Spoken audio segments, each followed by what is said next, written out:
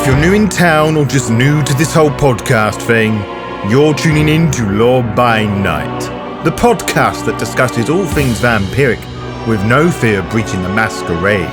In this episode, we shall look at the Doomslayers, ghosts who takes the fight against Oblivion straight into the Labyrinth. We shall explore their origins, motives, and what sort of culture these Wraiths live, in addition to the mysterious Pasiphae.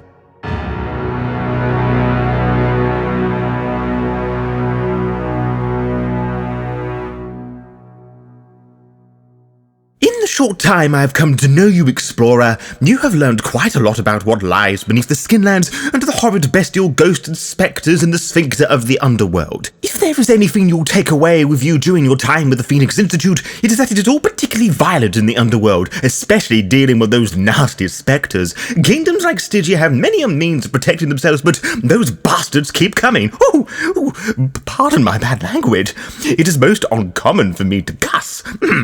As I was saying, whilst there are many Wraiths that stand their ground to protect the good people and overlords, there are some individuals who decide to go into the thick of it and take out the spectres, Wraiths that call themselves Doomslayers, which is a rather apt title given the goal of the spectres. Given our recent conversations regarding spectres and their home in the Labyrinth, why don't we explore the relatively sane Doomslayers? But what exactly is a Doomslayer? Well, beyond what I have told you just a moment ago, Doomslayers are Wraiths who are chosen to serve a special group dedicated to exploration and battle within the Labyrinth. They have many different tasks, from simple Labyrinth reconnaissance to capturing a specific spectre.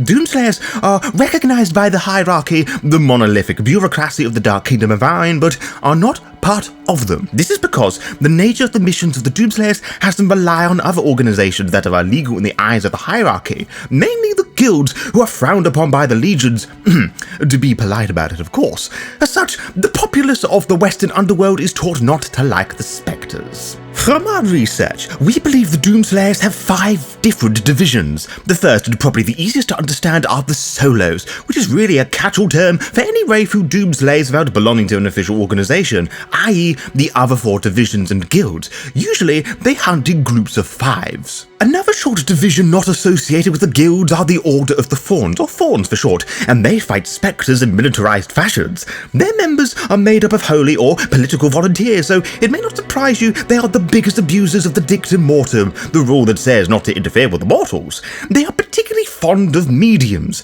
Anyway, the Fawns are first in and last out of any major Doomslayer operation, so you could imagine them as the SWAT teams of the Doomslayer, so the training procedure is harder than it is for the Martyr Knights, the other large division, which I will touch upon in just a moment, you eager beaver. Fawns have also explored the Labyrinth more deeply than any other division. They're said to capture as many as they destroy, for reasons no one knows outside of the division knows about. Some sources of ours state that they prioritize capturing individual spectres or small groups of them for the purposes of redemption rather than sheer slaughter, but you can believe what you wish. Fawns hunt in small groups, we are told, no more than 12. Usually it is around 8 or 10 units, which is much smaller than the original 50.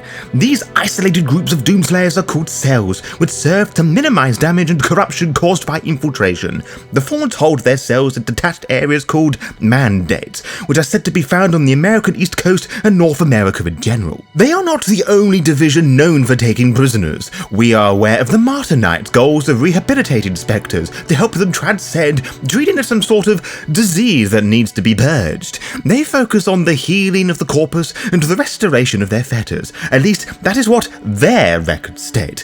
Redeeming a dying and constantly agonizing spectre could just mean their death. And how is it that they are dying? Through their own stupidity, or the torturing of the Martyr Knights? Anyway, this redemption, so to speak, is perhaps a lesser-known purpose of theirs. The Knights, for which they are said to be less of 1,000 of, are most known to other Doomslayers for watching over important Stygian officials for signs of replacement by doppelgangers and quietly eliminating those who prove to be imposters. Now, that sounds like a simple task, but think for just a moment about any official body you fully trust not doing what they shouldn't be doing. There are also the seemingly caring Doomsiders, who are specially trained Wraiths of the Pardoners Guild, who see to the shadow-controlling needs of the other Doomslayer divisions, often serving as soul medics, helping Doomslayers on the brink of turning from giving in to their dark sides. Pardoners are able to do this with their control over the Arcanas credited to them, Castigate, which allows one to manipulate manipulate and control a Wraith's shadow. As such, the power is arguably one of the most welcomed in the Shadowlands. The final division, which also has close ties to one of the guilds, are the Helldivers, which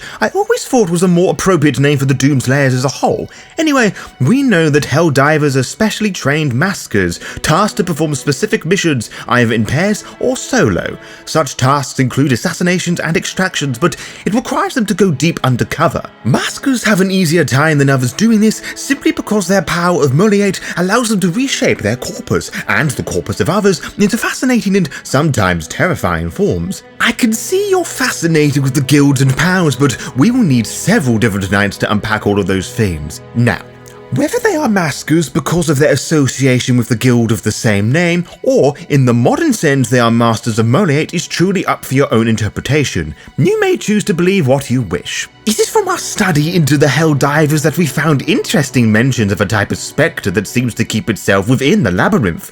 I teased it once before, Explorer. You might even remember it. It has many nicknames. The Ferrymen of Oblivion, the Walkers of the Labyrinth, or the Saints of the Shadow Eaten. The Pasiphae are immune to the powers of the hive mind in that they are not controlled by Oblivion but can still communicate with it. It is said that a Pasiphae is not a wraith claimed by Oblivion, as is traditional of the Shadow Eaten, but is created by a process known only to the Ferrymen, a process known as the Ritual of Severance, a process undergone by Ferrymen in which their shadow and psyche are permanently separated, creating a Pasiphae. As such, one can conclude that they are unique, powerful, and exalted beyond any shade or Nefrak, for they have no psyche to fight with. Apparently, all ferrymen, bar Charon, have undergone this ritual. The Pasiphae are similar in appearances to the ferrymen and women they are spawned from. They wield corrupted versions of the scythes of the ferrymen, but the image of these Pasiphae can vary. Some are delicately ornate, some are broken and shattered, yet nearly are all horribly rusted from the tear of Oblivion. Similarly, their robes licrete and lose colour rapidly in the Labyrinth, giving them a ragged and leprous look. Sightings of them wearing suits of armour and protruding spikes are common. Pasiphae bears no voice or eyes, yet they can sense their way around the Labyrinth and the Tempest without eyesight. In shorter words, they are deadly beyond words, and it is very foolish for most Helldivers to assume they are the generals of the Spectres. The Helldivers, to our immediate knowledge, are the newest division of Doomslayers, forming just after the 5th Great Maelstrom, but the fight to push back the Spectres is of a much older tale, as we have discussed before. Whilst we can't put an exact date on the formation of the Doomslayers, we believe it was during the advent of World War I when some proper organisation began to form. Our research states that Doomslaying was somewhat more official then, as it was considered part of your time in the Legion or something you did in your own time, which we at the Phoenix Institute believe to be such a weird mindset, especially during the 4th Great Maelstrom. It wasn't even called Doomslaying then either. Such names include, but are not limited to, spectre hunting and bagging trophies. One individual said suicide, which is by no means an incorrect nickname. You may remember during our conversation regarding the history of the underworld that spectres began causing mischief in the Skinlands, and Charon, Emperor of Stygia, claimed a bounty on such spectres. The bounty hunters that would form would officially be recognised as Doomslayers here onwards, and got Charon's blessing. For a time, groups of spectre hunters, or the men called Doomshades, in varying groups of 5 to 8, would meet and discuss tactics, share information, and so forth. These were the common folk forming together, which was when Doomslaying became a serious profession. These Wraiths were your average Joe Blog, so to speak, who were only interested in their own self-interests rather than the safety of the public. It seemed beneficial for them to work together, for more than just monetary reasons, you know. Such efforts left them unprepared for the 5th Great Maelstrom, which, as a reminder, was when World War II was kicking off. Their numbers were slaughtered, and their replacements were, as one source would describe it, a little shit. It was only with the arrivals of the members of the Maskers Guild that would become the Helldivers was when things began to look a pinch better for the Doomslayers. The Doomslayers would begin to learn the dark arcani wielded by the Spectres, able to tap into their worrying hive mind. Some, such as the Fawns, use interesting implants to do this instead. What was discovered was that not only were millions of eyes wanting to attack, they found that many members of the Doomslayers are hiding amongst them, or rather, Spectres in disguise. The 5 divisions squabbled amongst themselves, fought each other over, and retreated for a time before coming back together to rebuild the Doomslayers and carrying on the Great Hunt. hand. Now you might be wondering what on earth, or I should say, what in the underworld would possess these Doomslayers to take up their weapons and descend into the mouths of hell.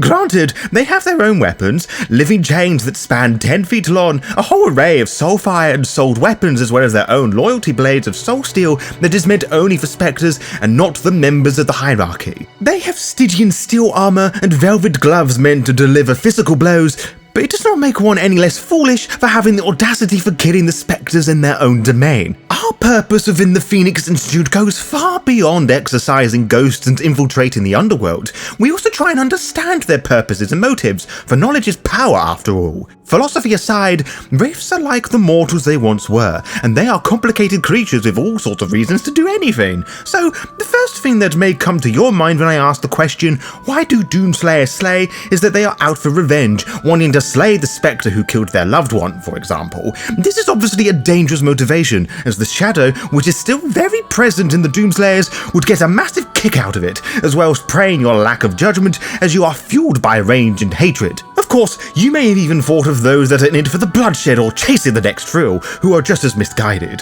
We have heard of tales of those who join the fight out of fear. Now, as daft as that sounds, we have been a bit brash when we feel we have no other options left or nowhere else to go. Some of these Doomslayers are on the run from the Magisterium Veratius, who hunt heretics and renegades on the run and hide amongst the Doomslayers. Other Doomshades believe they died in life to fight in this war and death.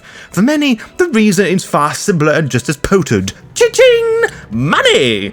Not just for the destruction of a certain spectre, but for collecting trophies. A nose for one person, an era for another. It may pay well, but it doesn't earn you much respect, as mentioned previously. Or at least, not respect from those up above. I feel for most that doesn't really matter. It is easy to see comparisons between the armies and Doomslayers. Whilst the recognition is nice, it is not the sole purpose for most. It is a duty not to your leaders, but to your country and people.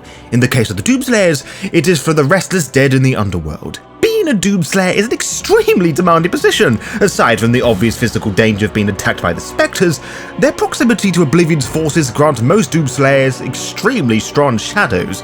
They are not to be underestimated. For what they lack in Arcanus, both regular and dark, they make up for in determination. To be kept updated, follow the Law by Night VTM Twitter and Instagram pages to find out when we upload each episode. You can also find out by subscribing to the YouTube channel and clicking on the little bell, as you'll be immediately notified when the latest episode is live. Until next time, farewell.